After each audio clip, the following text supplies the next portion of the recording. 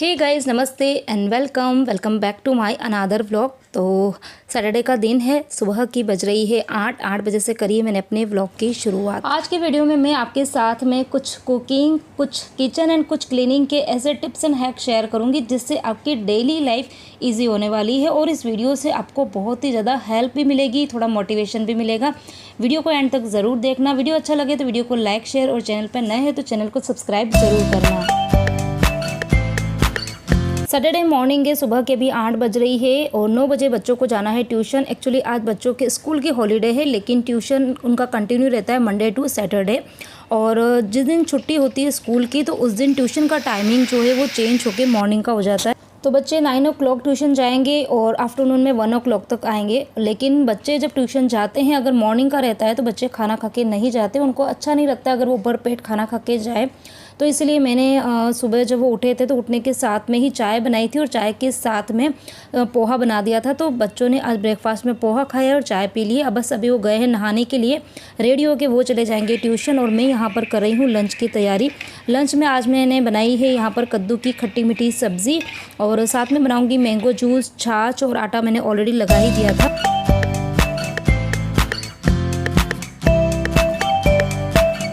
Weekends के दिनों में रेगुलर जो घर के काम होते हैं उसके अलावा मैं कुछ एक्स्ट्रा काम भी करती हूँ और वही आज के वीडियो में मैं आपके साथ में शेयर भी करूँगी। मॉर्निंग में अगर कपड़े धोने हैं, मुझे मशीन चलानी है तो जो कपड़े रहते हैं वो रात को ही मैं सीधे वगैरह करके और मशीन के अंदर डाल देती हूँ, क्योंकि बच्चे जब कपड़े खोलते हैं ना तो कई बार उनकी जो पैंट्स वगैरह रहते हैं, टी शर्ट होते हैं, वो बच्चे उल्टे ही करके डाल देते हैं। लेकिन मैं उन कपड़ों को सीधा करके फिर मशीन के अंदर डालती हूँ। तो रात को कपड़े डाल दिए थे, फिर सुबह जैसे ही उठी थी तो उठने के साथ में ही मशीन ऑन कर दी थी। तो यहाँ पर मेरे कपड़ों का एक बेच जो है वो धुल गया है और मैं अभी सुखा कर भी आ गई हूँ। कुछ चीज़ें जो है वो रिकॉर्ड नहीं कर पाऊंगी, अदरवाइज वीडियो काफ़ी ज़्यादा बड़ा हो जाएगा।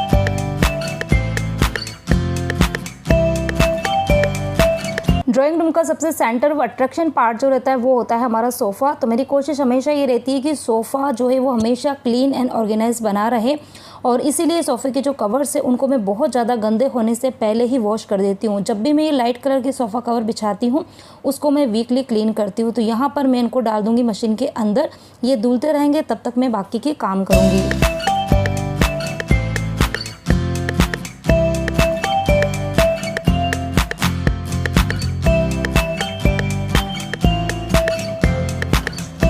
सोफ़ा के ऊपर ये मल्टी कलर के जो कुशन कवर्स है इनके बारे में आप लोग अक्सर मुझे पूछते रहते हैं। तो ये मैंने ऑनलाइन परचेज़ किए थे, जिनको करीबन 1.5 साल से भी ऊपर हो गए।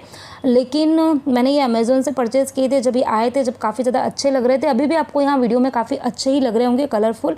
लेकिन इनका जो फैब्रिक है ना वो कॉटन का नहीं था, ये थोड़ा सा पॉलिस्टर टाइप का था।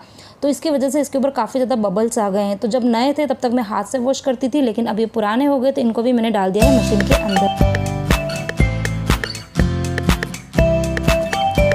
वीकेंड्स पर घर के किस पार्ट को या किस कॉर्नर को मुझे डीप क्लीन करना है ये डिसाइड मैं एक दिन पहले ही कर लेती हूँ। तो उसी हिसाब से फिर मेरे मॉर्निंग के जो काम रहते हैं वो प्री प्लान रहते हैं। तो इसीलिए मैंने किचन के काम जो थे वो थोड़े से जल्दी ही निपटा दिए थे। और अब यहाँ पर आज मुझे अपना जो ड्राइंग रूम है इसकी डीप क्लीनिंग करनी है और ये भी मैं 2 पार्ट्स में करूँगी। एक दिन में मैं पूरा ही ड्राइंग रूम क्लीन नहीं करती हूँ, क्योंकि पूरे ही रूम के अंदर फर्नीचर्स बने हुए हैं और हर एक पार्ट को अगर मुझे डीप क्लीन करना है तो एक दिन में पॉसिबल नहीं होता है। तो यहाँ जितने भी आर्टिफिशियल फ्लावर्स थे और जितने भी डेकोर आइटम्स है और जो पॉट है जिनको मैं इजीली वॉश कर सकती हूँ, तो उन सबको मैंने इकट्ठा किया है वॉशरूम के अंदर। तो सबसे पहले मैं उनकी क्लीनिंग करूँगी और उसके बाद में जो ड्राइंग रूम की क्लीनिंग का काम स्टार्ट करूँगी।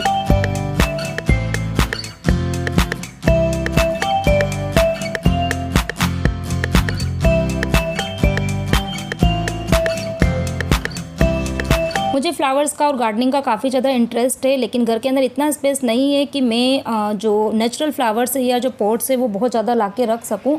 इसीलिए मैं जो आर्टिफिशियल प्लांट्स है उनसे ही काम चलाती हूँ। तो ढेर सारे मेरे पास में आर्टिफिशियल ये फ्लावर्स है। कई बार मेरे पास में ये भी कमेंट्स आता है कि दीदी आप इन आर्टिफिशियल फ्लावर्स की केयर कैसे करते हो, उनको वॉश कैसे करते हो। तो बहुत ही आसान है। सबसे पहली चीज़ तो ये कि आपको उनको बहुत ज़्यादा गंदे होने का इंतज़ार नहीं करना, आप इसको वीकली बेसिस पर ज़रूर क्लीन कीजिए ताकि इनकी जो शाइनिंग है ना वो बनी रहे। तो यहाँ पर मैंने 2 बर्तन के अंदर पानी लिया, एक के अंदर बिल्कुल क्लीन जो वाटर होता है टैप वाटर वो है और दूसरे के अंदर मैंने डिटर्जेंट पाउडर डालकर पानी बना के रखा है। तो सबसे पहले जितने भी फ्लावर्स हैं उनको मैंने टैप वाटर के अंदर ही वॉश किया, ताकि उसकी जितनी भी डस्ट होती है ना, धूल मिट्टी, वो सारी पहले निकल जाए। और उसके बाद में मैंने इसको डाला है सॉफ्ट वाटर के अंदर, और इसको करीबन आधे पौन घंटे के लिए इसी पानी के अंदर मैं डिप करके रखूँगी, ताकि जितनी भी गंदगी इसके ऊपर जम जाती है ना, वो ईजिली निकल जाए। और फिर ये हमारे फ्लावर्स जो है बिल्कुल नए जैसे हो जाएंगे।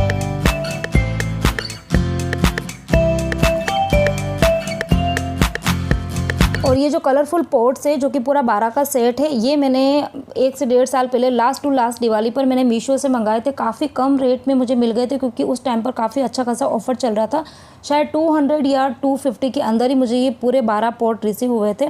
और सोच के तो ये मंगाए थे कि मैं इसके अंदर कुछ ना कुछ प्लांट्स लगाऊंगी, लेकिन जब ये घर पर आए तो सारे ही जो पॉट है उसके अंदर की तरफ, मतलब बेस्ट जो पार्ट होता है ना, वहाँ पर होल बने हुए हैं। और मेरे जो ड्राइंग रूम की जो बालकनी है, वहाँ पर ग्रीन ग्रास बिछा के रखी हुई है। तो मुझे ऐसा लगता है कि अगर मैं प्लांट के अंदर पानी डालूंगी तो वो पानी जो है वो ग्रास के ऊपर गिरेगा, और इससे जो ग्रास है वो मेरी ख़राब हो जाएगी। तो आप लोग मेरी थोड़ी सी हेल्प कीजिएगा कि इसके अंदर ऐसे कौन से मैं प्लांट जो वो लगा सकती हूँ, ताकि बहुत ज़्यादा पानी भी ना डालना पड़े और बहुत ज़्यादा धूप की ज़रूरत भी ना हो।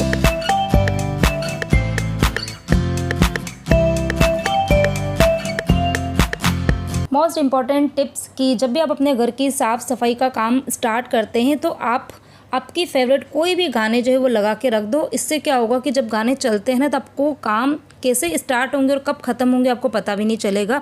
तो ये बहुत ही इंपॉर्टेंट टिप है। अगर आप चुपचाप काम करते जाएंगे ना, तो कुछ देर बाद में आपको बोरियत सी फील होने लग जाएगी। तो इसलिए यहाँ पर मैंने साउंड बार के अंदर गाने लगा दिए हैं। और मुझे गाने जो है वो स्लो वाले गाने ज़्यादा अच्छे लगते हैं। मुझे सूफ़ी सॉन्ग्स होते हैं या फिर बिल्कुल जो स्लो म्यूज़िक वाले जो गाने होते हैं ना, वो मुझे अच्छे लगते हैं, या फिर पुराने गाने। तो वही लगाने हैं आपको, कोई वीडियोज़ नहीं लगाने हैं, कोई सीरियल्स नहीं लगाने हैं। अगर आप सीरियल लगाएंगे तो क्या होगा कि काम करते करते बीच में आप कई बार बैठ जाएंगे, और इससे आपका काम जो है ना वो और बढ़ जाएगा कम होने के बजाय। तो इसलिए आपको सिर्फ गाने लगाने हैं। तो मैंने साउंड बार के अंदर गाने लगा दिए, और अब अपने क्लीनिंग का काम जो है मैंने स्टार्ट कर दिया। तो सबसे पहले जितने भी जाले वगैरह है वो मैं ले लूँगी सीलिंग्स के यहाँ से। वैसे बहुत ज़्यादा जाले मैं आने देती नहीं हूँ, और आना भी नहीं चाहिए घर के अंदर। अगर घर के अंदर जाले हैं तो वो एक नेगेटिव वाइब फैलाते हैं, तो इसीलिए घर के अंदर जाले कभी नहीं होने चाहिए। घर के अंदर बहुत ज़्यादा डस्ट जो है वो भी आपको जमने नहीं देने चाहिए, इससे घर के अंदर एक नेगेटिविटी रहती है। लेकिन एक बार अगर मैं क्लीनिंग स्टार्ट करी तो मैं जाले का काम जो है वो ज़रूर कर लेती हूँ, छोटे मोटे से अगर हो तो वो निकल जाए। उसके बाद में मैं कर रही हूँ यहाँ पर फ़ैन की क्लीनिंग। फ़ैन जो है वो काफ़ी ज़्यादा इस बार गंदे हो गए थे, क्योंकि मैंने शायद 1-1.5 महीना हो गया फ़ैन की क्लीनिंग नहीं करी थी। लास्ट वीडियो के अंदर मैंने अपने बेडरूम की क्लीनिंग का वीडियो आपके साथ में शेयर किया था। तब मैंने जब फ़ैन की क्लीनिंग करी थी तो पुराने जो पिलो कवर था उसका यूज़ किया था, क्योंकि वो वाला तरीका मुझे काफ़ी ज़्यादा अच्छा लगता है अगर आप बेडरूम की क्लीनिंग कर रहे हो। क्योंकि बेडरूम में बेड के ऊपर ही फ़ैन लगा रहता है, तो सारी गंदगी जो है वो मैट्रेस के ऊपर आके गिरती है। लेकिन ड्राइंग रूम में ऐसा कुछ नहीं था, इसलिए मैंने पिलो कवर का यूज़ नहीं किया था। मैंने डायरेक्ट जो झाड़ू है उसी से ही सफाई स्टार्ट करी थी। वैसे मेरे पास में काफ़ी सारे ब्रश पड़े हुए हैं, लेकिन मुझे ये वाला तरीका भी काफ़ी ज़्यादा अच्छा लगता है। अब उसके बाद में जो ये वॉच है उसको भी मुझे अच्छे से क्लीन करना था, तो इसके लिए मैं इस ब्रश का यूज़ करती हूँ। ये मेरा फेवरेट ब्रश है। और लास्ट वीडियो में मेरे को किसी ने पूछा भी था कि श्रद्धा ये ब्रश जो है वो आप कहाँ से लेकर आए हो, तो ये मैंने लोकल मार्केट से ही परचेज़ किया था। मिस्टर DIY करके शॉप है, तो वहाँ से लिया था। वैसे ही आपको डी मार्ट में या कोई भी जो सुपर मार्केट्स वगैरह होते हैं बड़े ना, तो वहाँ पर इस तरीके का ब्रश जो है वो आपको मिल जाएगा। तो इसके बिना तो मेरी जो घर की क्लीनिंग होती है ना वो बिल्कुल अधूरी होती है। तो पूरी ही वॉच जो है उसको पहले मैंने ब्रश से साफ़ किया, उसके बाद में एक गीले कपड़े से और उसके बाद में सूखे कपड़े से अच्छे से पोंछ दिया है। इस घड़ी का जो सेल थे वो डाउन हो गए थे, तो मैंने सोचा मैं चेंज करूँगी, लेकिन जाकर देखा तो सेल बिल्कुल ख़त्म हो गए थे। तो अभी जब बाहर मार्केट से लेके आऊँगी तो उसके बाद में चेंज करूँगी।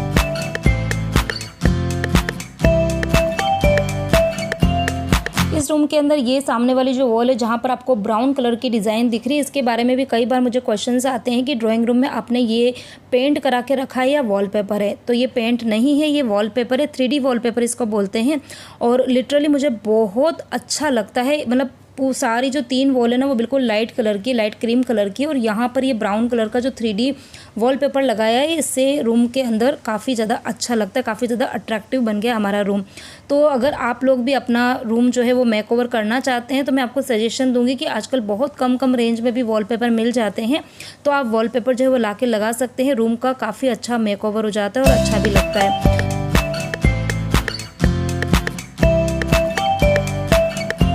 बारी आती है ड्राइंग रूम का सबसे मेसी जो पार्ट होता है, वो होता है टीवी यूनिट के नीचे वाले कैबिनेट्स, जहाँ पर इतना ज़्यादा मेस फैल जाता है। कई बार मैं भी कर देती हूँ, कई बार मेरे बच्चे भी कर देते हैं। ये वाला जो भी आपको कैबिनेट दिख रहा है, इसके अंदर मैंने पुराना एक सेटअप बॉक्स रखा हुआ है, और इसके अलावा जो गार्बेज बैग मैं एक्स्ट्रा लेके आती हूँ, मैं करीबन 8 से 10 पैकेट एक साथ ही परचेज़ कर लेती हूँ, क्योंकि ऑफ़र में मिल जाते हैं मुझे लोकल मार्केट से, तो मैं एक साथ लेके आती हूँ। तो जो एक्स्ट्रा पैकेट्स होते हैं ना, उनको मैंने एक सेटअप बॉक्स का एक पुराना बॉक्स था जो काफ़ी ज़्यादा अच्छा था, जैसे टिश्यू पेपर रखने के लिए बॉक्स आता है ना, बिल्कुल उसी पैटर्न का बना रहता है, लेकिन थोड़ा बड़ा होता है। तो सारे पैकेट मैंने उसके अंदर जमा के रखे हुए हैं। एक पैकेट मैं बाहर रखती हूँ, जिसका यूज़ मैं डेली बेसिस पे करती हूँ। और इसके अलावा कैरम के जो पाउडर वगैरह होते हैं या कैरम की जो गोटियाँ वगैरह होती है, तो वो सब भी मैं इसी कैबिनेट के अंदर रखती हूँ। तो कई बार बच्चे जब खेलते हैं ना, तो पूरा ही कैबिनेट उन्होंने बिखेर के रखा था और डस्ट भी बहुत ज़्यादा हो रही थी।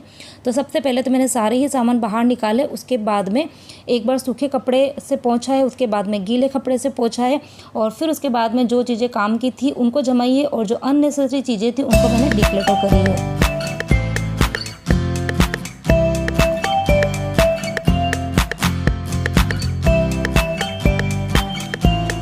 यहाँ पर एक टिप आपको ज़रूर देना चाहूँगी कि जब भी आप किसी भी पार्ट को, किसी भी पोर्शन को या किसी भी कॉर्नर को क्लीन करते हैं घर के, तो सबसे पहले जो चीज़ें आपके काम की नहीं है उसको डीक्लटर ज़रूर कीजिए।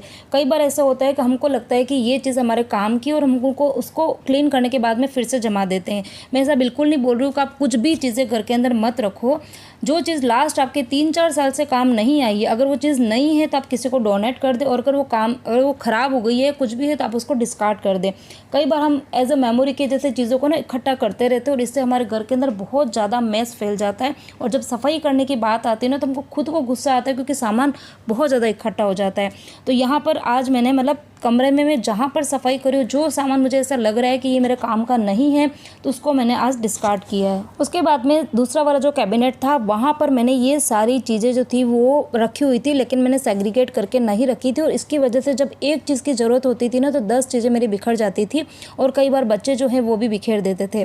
तो यहाँ पर मैंने सभी चीज़ों को पहले इकट्ठा किया, उसके बाद में उन सभी को मैंने अलग अलग कर दिया है।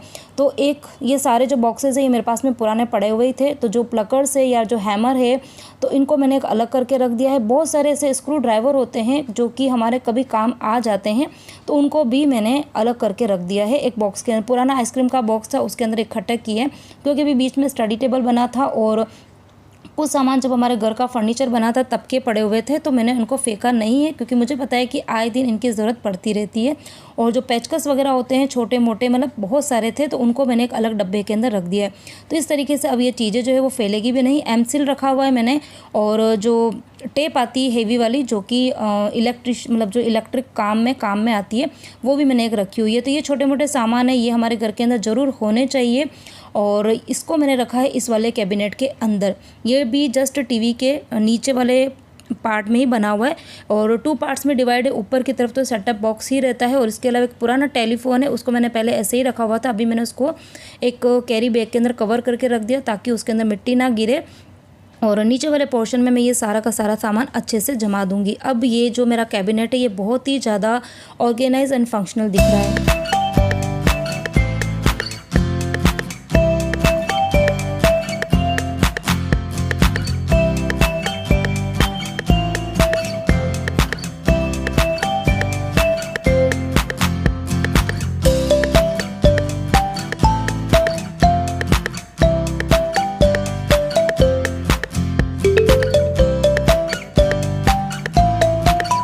अब बढ़ते हैं नेक्स्ट कैबिनेट की तरफ। तो घर की जो एंट्रेंस है, एंट्रेंस के पास में ही हमने एक एक्स्ट्रा शू रैक बनवाई थी। सोचा तो ये था कि इसके अंदर सिर्फ शूज़ रहेंगे, लेकिन ये हमारी मल्टीपर्पज़ रैक बन चुकी है। बहुत सारे सामान मैं इसके अंदर रखती हूँ। ऊपर की तरफ 2 ड्रॉवर्स बने हैं, जिसके अंदर मैं बहुत ही मिनिमल सामान रखने की कोशिश करती हूँ, लेकिन फिर होता क्या है, अभी इतने दिन वैकेशन थे, क्लीनिंग और डस्टिंग का जो काम होता था ना, वो परी विहान का होता था।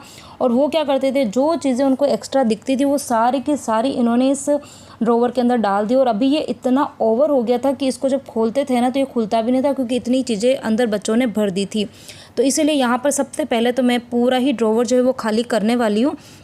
और उसके बाद में जैसे ही मैंने खाली किया तो सारा सामान मतलब निकालने के बाद में बहुत सारी अंदर डस्ट, धूल, मिट्टी, कचरा था। लेकिन ये अच्छा हुआ कि नीचे की तरफ मैंने ये कारपेट की लाइनिंग जो है वो बिछा के रखी, तो सारी की सारी डस्ट और गंदगी जो थी ना वो इस कारपेट के ऊपर ही थी। और नीचे वाला मेरा जो ड्रॉवर है वो बिल्कुल साफ़ है, तो सिर्फ एक सूखे कपड़े से मैंने वाइप किया है तो वो अच्छे से साफ़ हो गया। और उसके बाद में जो कारपेट का पीस था उसको मैं फिर से लगा दूँगी, उसको फिर गीले और सूखे कपड़े से पोंछ के और सामान को जमा दूँगी।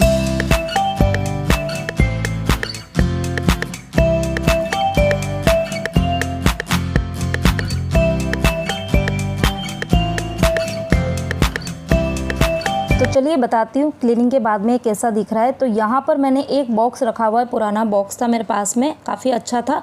और इसके अंदर मैंने रखे हुए जो पुराने लाइट के बिल्स होते हैं वो रखे हुए हैं। इसके अलावा घर के अंदर गैस की पाइपलाइन है तो उसका भी बिल आता है, वो भी मैंने रखा हुआ है। इसके अलावा जो मंथली दूध के बिल्स वगैरह आते हैं लास्ट 1-2 मंथ के मैं रखती हूँ, वो मैंने यहाँ पे रखे हुए हैं। एक डायरी रखी हुई है, कई बार जब मेरे हस्बैंड को कुछ काम होता है तो वो मांगते हैं डायरी, पेन, तो उस टाइम पे अगर ना मिले तो फिर उनको भी गुस्सा आता है और कई बार मुझे भी कुछ छोटी मोटी चीज़ें नोट करनी होती है। तो एक डायरी और उसके अंदर मैंने पेन रखा हुआ है।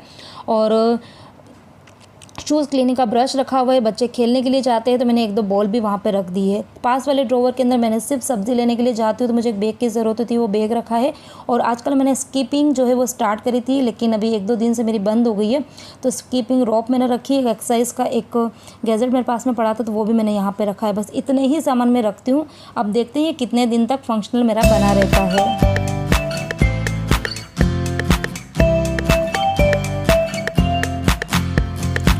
तो डेली क्लीनिंग के अलावा एक्स्ट्रा क्लीनिंग के अंदर इतने ही कैबिनेट्स की लिस्ट मैंने अपने माइंड में बनाई थी और उतना काम जो था वो मेरा 1 घंटे में कंप्लीट हुआ। वीडियो जब आप देख रहे होते तो बहुत सारी चीज़ें मुझे स्किप करनी पड़ती है और फास्ट मोड पे बतानी पड़ती है, इसलिए जल्दी जल्दी हो जाता है, लेकिन काम करने में मुझे करीबन 1 घंटा लगा था। और अब आ जाते हैं हमारे डेली क्लीनिंग। डेली क्लीनिंग में सबसे पहले मैं सोफ़े को ही साफ़ करूँगी। और आज तो मैंने ऊपर से साफ़ सफाई करी थी तो बहुत सारी डस्ट जो थी ना वो सोफ़े के ऊपर गिरी थी। अच्छा, जब भी मैं सोफ़े की क्लीनिंग करती हूँ तो एक कॉमेंट मेरे पास में हमेशा आता है कि श्रद्धा आपका सोफ़ा बहुत गंदा हो गया है, आप इसको चेंज करवा दीजिए। तो सबसे पहली चीज़ तो ये कि अभी चेंज करने का कुछ भी मूड नहीं है, क्योंकि बजट भी होता है और बहुत सारी चीज़ें होती हैं। तो अभी हाल फिलहाल तो कुछ मूड नहीं है, लेकिन आने वाले टाइम में हम लोग ज़रूर करेंगे। और रही बात कि सोफ़ा बहुत ज़्यादा गंदा है, तो बहुत ज़्यादा गंदा है नहीं, एक्चुअली इसका जो कलर है ना वो कलर ही ऐसा है, बेज कलर। और बेज कलर जो होता है ना वो आप जब ये घर पे नया आया था आज से 8 साल पहले ना, तब भी वो ऐसा ही दिखता था। ठीक है, थोड़ा बहुत गंदा हो गया होगा, लेकिन उतना गंदा नहीं जितना कि आप लोगों को वीडियो में दिखता होगा। इसका कलर जो है वो ऐसा ही कलर है। तो सबसे पहले तो मैंने जो कपड़े से अच्छे से थोड़ा सा झिटक दिया था ताकि सारी डस्ट निकल जाए। उसके बाद में ब्रश था, उस ब्रश की हेल्प से जो कपड़े के अंदर फंसी हुई जो डस्ट होती है ना वो सारी निकल गई थी। और अब बारी आ जाती है पूरे ही घर के अंदर अच्छे से मैं झाड़ू निकालूंगी। झाड़ू के बाद मैं करूँगी पोछा, क्योंकि आजकल मेरी जो हाउस हेल्पर है वो लास्ट 2 महीनों से छुट्टी पे गई हुई है, तो थोड़ा सा मेरे ऊपर काम का बर्डन जो है वो भी ज़्यादा है। लेकिन यही है कि टाइम और काम को अगर आप डिवाइड करके चलेंगे ना तो आपके काम जो है वो बहुत ही अच्छे से होते जाएंगे, आपको पता भी नहीं चलेगा, ना थकान होगी आपको, और कम टाइम के अंदर आप ज़्यादा से ज़्यादा काम जो है वो कर पाएंगे।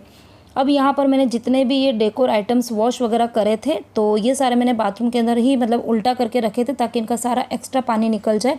तो ये सारे के सारे मैं यहाँ से हटा दूँगी, क्योंकि जब मुझे पोछा लगाना है ना तो यहीं पर ही मैं पानी लेती हूँ बकेट के अंदर और यहीं पर पानी डालती हूँ, तो ये फिर से गंदे हो जाएंगे इसलिए।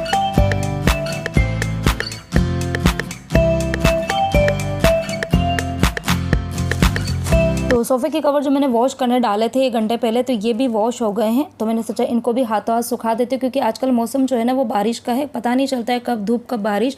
मॉर्निंग में जब मैंने कपड़े ये सुखाए थे ना तब अच्छी खासी तीखी धूप थी, तो इसीलिए मैंने कुछ कपड़े इस बालकनी में सुखाए थे और कुछ कपड़े मेरे वाला जो बेडरूम है उसकी बालकनी में सुखाए थे।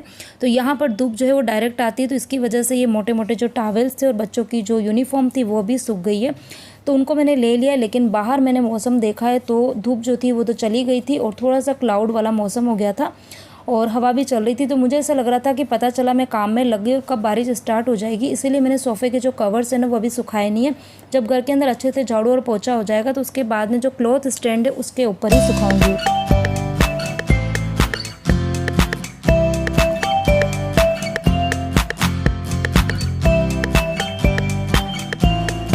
सोफ़े के कवर्स बिछाना है, लेकिन एक बार पूरे घर के अंदर झाड़ू निकाल दूँगी, उसके बाद में ही सोफ़े के और कुशन के कवर लगाऊंगी। अदरवाइज़ नहीं तो झाड़ू निकालूंगी ना तो उससे फिर कचरा वापस से जाके सोफ़े के ऊपर बैठ जाता है और फिर से वो गंदे हो जाएंगे।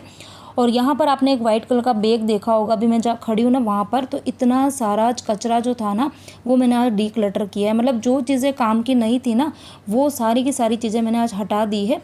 और इसी वजह से जो मेरे जिन फर्नीचर्स की मैंने कैबिनेट की क्लीनिंग करी थी ना वो मेरे कई खाली भी हो गए। इतना सारा कचरा जो था ना वो भर के रखा हुआ था। एक्चुअली वो जो हम मार्केट में जाते हैं ना शॉपिंग करने के लिए और वाइट कलर के जो कैरी बैग्स मिलते हैं ना वो बहुत सारे भर के रखे हुए थे, वो सारे के सारे आज मैंने फेंक दिए, क्योंकि हमेशा मुझे ऐसा लगता था कि शायद वो काम आएंगे। कुछ मैंने रख दिए 15-20 मतलब, लेकिन बाकी मैंने सारे फेंक दिए। झाड़ू निकालने के टाइम पे फ़ैन बंद था और इसी वजह से इतनी गर्मी हो गई थी, तो एक बार मैंने फ़ैन चालू करके अपने आप को ठंडा किया है और अब मैं लगाऊंगी पोछा।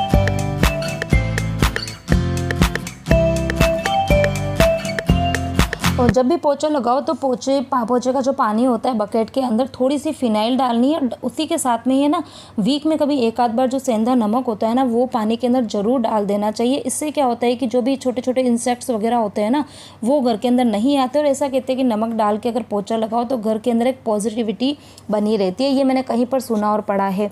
तो आज मैंने थोड़ा सा उसके अंदर सेंधा नमक डाला है, इसके अलावा थोड़ी सी फिनाइल डाली और थोड़ा सा डिटर्जेंट पाउडर डाल दिया, क्योंकि टाइल्स है तो वो टाइल्स के ऊपर जो चिकनाई होती है ना वो अगर थोड़ा सा लिक्विड या फिर जो भी फ्लोर क्लीनर वगैरह आते हैं वो डाल दो। तो फ्लोर क्लीनर जो है मैं नहीं लेके आती, मैं सर्फ जो होता है अपना नॉर्मल कपड़े धोने का उससे ही काम चला लेती हूँ। तो यहाँ पर मेरे पूरे घर का काम जो था वो कंप्लीट हो गया था और लास्ट में बस ये सोफ़े के कवर जो है वो सुखाऊंगी और उसके बाद में मैं जाऊँगी शावर लेने के लिए। तो बस आज मेरा घर जो था वो नीट एंड क्लीन हो गया है। कल फिर मिलूँगी आपको नए इंटरेस्टिंग वीडियो के साथ में, कुछ किचन टिप्स, कुछ कुकिंग टिप्स, कुछ क्लीनिंग टिप्स के साथ में। आज की वीडियो अच्छा लगा तो वीडियो को लाइक करना, शेयर करना, चैनल पर नए हैं तो चैनल को सब्सक्राइब करना।